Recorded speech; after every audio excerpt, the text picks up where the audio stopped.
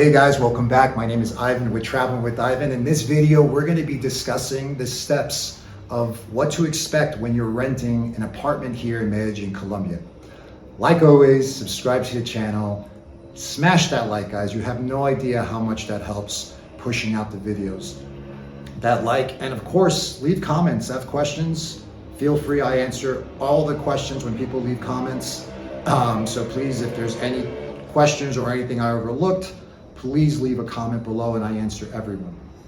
Okay, so let's get into it, right? So first step and first and foremost is you're going to want to know a budget that you want to pay on a monthly basis, right? So a budget's going to help you figure out what neighborhood you're going to want to be in.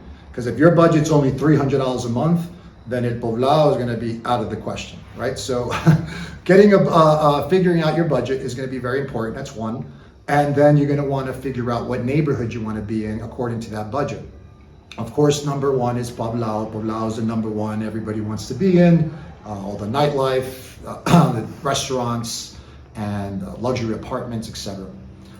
Right next to that, south of that, you have Envigado, which honestly, that's my second choice if I didn't live here in El Retiro. It's amazing. A lot of new condos, very negotiable deals going on right now because there's a lot of inventory in Envigado. Sabaneta, which is also next to Envigado, is also a great neighborhood. A lot of new condominiums, and all these places are great because you have also the metro that runs through them. So if you're not going to have a car, the metro is a great way of getting around, especially in Medellin because the traffic is pretty heavy, and el metro goes through Sabaneta, Envigado, El Poblado. And then my next neighborhood would be Laureles, which is a very local Colombian neighborhood. Back in the day, Laureles used to be like El Poblado, but now it's definitely upcoming and more. It's a lot of expats and foreigners are picking out Laureles. A lot of international restaurants, the university, the stadium, a lot of great neighborhoods. So I'll post all the neighborhoods. You'll see all the neighborhoods on the screen so you can note those down and do more of your research. Then you're gonna wanna, obviously, as you picked out the neighborhood and whatnot, the next step is figuring out how you're going to find a place. So I'm going to name 3 websites and I'll put them up on the screen, and I'll also put the link in the description box. So just in case you don't, so you're going to pause it right now and get a pen and paper. I'm going to note them on the screen. The first one's going to be fincarias.com.co. And then your next one is going to be metrocuadro.com. And then you'll have cincuadras.com. I'll have them all on the screen. Sorry if I'm not pronouncing them the way they actually sound. My Spanish is my second language, believe it or not. But I'll have it all written down on the screen and the link directly in the description box. Those are 3 great websites that you can now, from wherever you're at, look in to see what inventory and what's available. Facebook Marketplace, that's how I found my place where I live. Great other source. It's free and you have all the information and the contact information. The only thing is that you have to be aware of scams. If anything, Facebook Marketplace, there's nobody really controlling or overseeing those posts. So anyone can just take something, post it, and what they do is they normally give a fake number or fake information. It looks all legit. And then they'll give you a story like, hey, I'm showing the apartment a lot. There's a lot of people seeing it. I have another appointment in an hour. If you give me a $50 or $100 deposit or whatever, it'll be a low deposit. And hey, $50, whatever, to hold an apartment that you can possibly live. It doesn't sound bad. But next thing you know, you send the money, you go to contact that person again, and that number doesn't even exist. So be alert for that scam. Very important. That's, it's definitely a no. When you're seeing an apartment, and I'll get more into that whole deposit part because stay tuned because I will discuss that's very important, is that deposit. And then of course, just walking the neighborhoods and writing down the phone numbers of the posters with the notices that they're renting an apartment. Those signs will read Arrienda, and I'll write it down here on the screen, and it will be attached with a number below. And normally that's a WhatsApp number. You just have to add the 57, which is the country code, and the number, and contact the real estate agent directly to make an appointment to see the apartment physically. Okay, so great.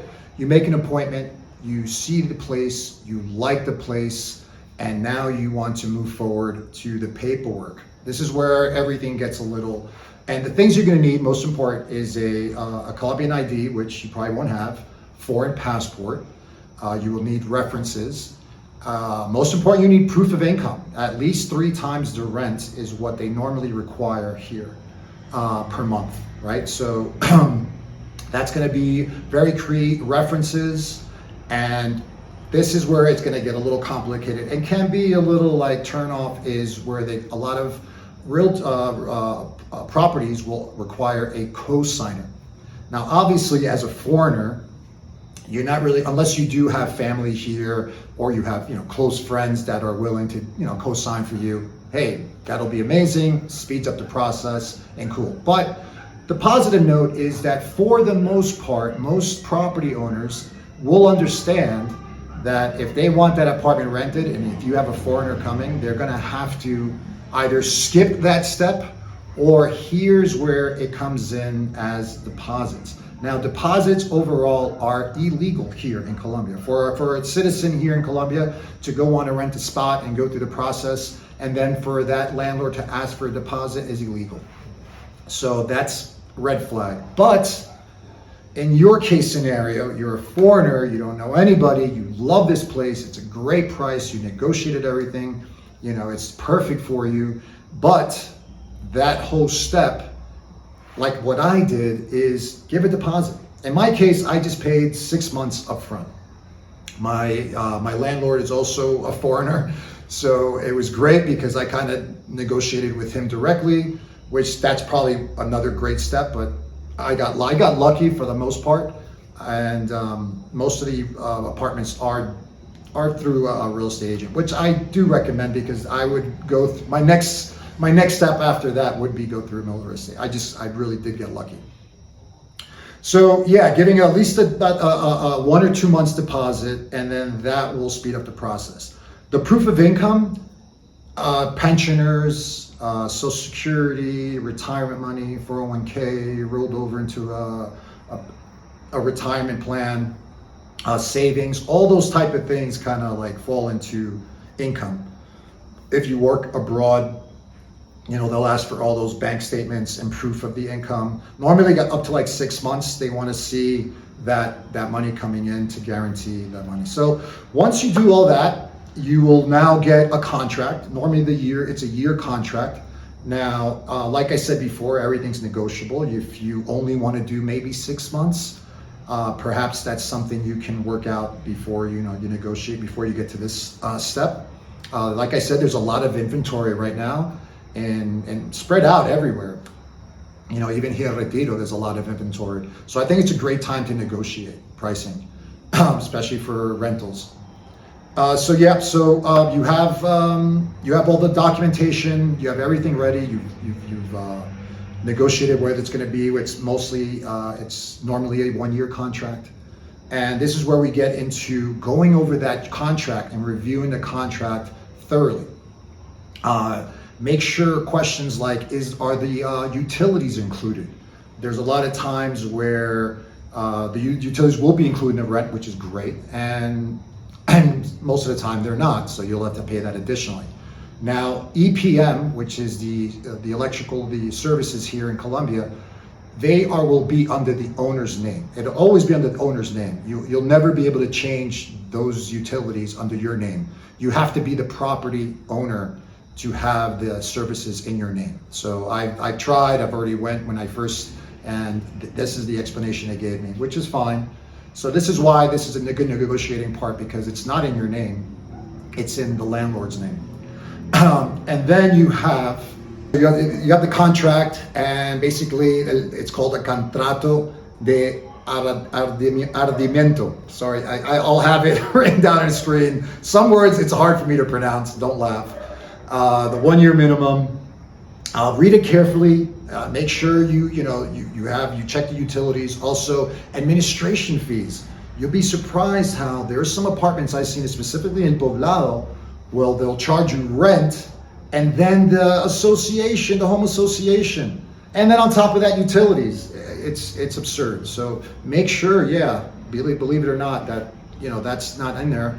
And then repairs for the apartment. There's a lot of landlords that don't include. If there's something goes wrong in the apartment, you're responsible for getting it fixed. So make sure that's in the clause, because it's very important. It's, you know, I personally had to put that in my contract since the owner didn't have that in there. And then I was like, well, what happens if something breaks or, you know, doesn't stops working? Then I'm not going to pay for something that's not mine. You know, that's why I pay rent, or at least that's the mentality we have in the States. So it's very important to have that in the contract. Make sure you read that. And then get it notarized. Very important, get everything notarized. There's notaries everywhere, all over in every municipality here in Medellin. Get it notarized, have everything thoroughly checked out. Although it's not always required, but it's always a good backup, right? So now, boom, everything's approved, everything's ready to go. Move-in date. Before you move anything in, I know you're gonna be super excited to finally move in, is do a walkthrough. Very important. Note down every little thing, every little crack, every little doorknob that's not working, appliances are all working, everything, electrical, plumbing. Go through everything, videotape everything. You'll have a inventory sheet that you and the property or the real estate agent will do the walkthrough with you, and you guys will all note that down. Double check if there's something that's doesn't, hey, this was here already, this was cracked, etc. So do the walkthrough. Very, very, very important, right? So also good. And then confirm how to pay the rent. Here you could go through Nikea, which is kind of like a Zelle, a form of Zelle payment. Then you have, of course, your transfer from a bank, from Colombia. If you're gonna have eventually a bank, which is probably the best way, is just transfer from bank to their bank. And then you also have cash. Believe it or not, some landlords are old school and they just want cash. And yeah, once you do all that, you schedule your move-in date with the building, and that could be completely separate. Most buildings will require like a cash deposit if you're using the elevator, just to make sure there's no damages or whatnot. And then, but that's through the building, and then you move in, and that's it. Another great, this is something very important also. I'm sorry I missed it out in the contract. Is some owners will, most contracts will have that in where, in case they need the apartment back. There's emergencies where a landlord, you know, doesn't have a place to stay anymore or something, or they just need their home back, or they have an emergency with another family member and they don't have a place to stay. Who knows? You know, these things do come up here, believe it or not. And they will require that apartment back. Now, by law, here in Colombia, they have to give you at least 3 months. It's not like they can come in and tell you, hey, I need the apartment next month. No, it doesn't work that way. So they need to give you 3 months by law, written or like email, but it has to be some sort of documentation that they're, due to whatever reasons, they will have to need the apartment back. I believe in some cases, correct me if I'm wrong, like I always say, do your own research. Some landlords will actually even pay you to move out, which in this case, you know, it sucks, but at the same time, you know, there's nothing you can do if they give you that, you know, that 90-day notice. You know, if they need their place back, it's their place at the end of the day. They followed the steps, they went through the steps, but it does happen. You know, imagine you get all lovey-dovey, you love your place, you're looking forward to doing an extension the following year, and then after 6 months, you get a 3-day notice or something, a 3 months notice. So yeah, also make sure that's that clause is in the contract. Make sure you're protected because you never know here in Colombia.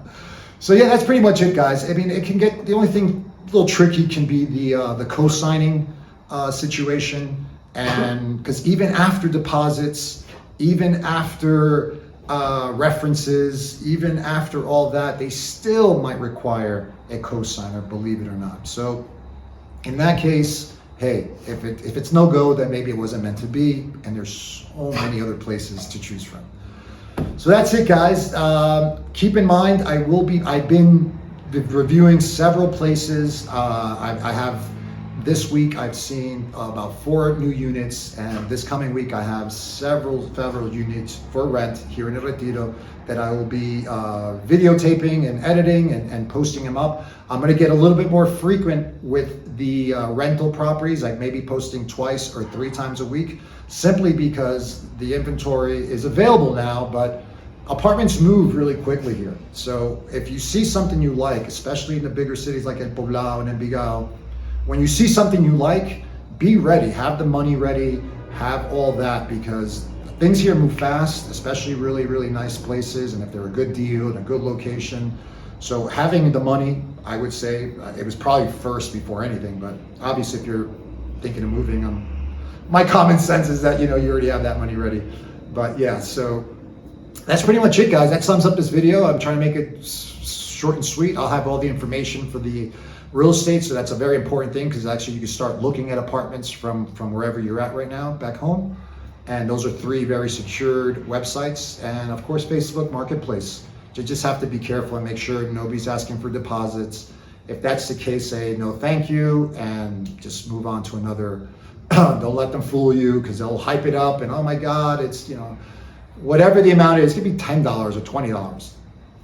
It's a red flag. Move on and just avoid that overall. All right, guys. Well, thank you for watching. Again, subscribe to the channel, smash the like, leave comments, share this video, all that good stuff. I'll see you in the next video. Bye.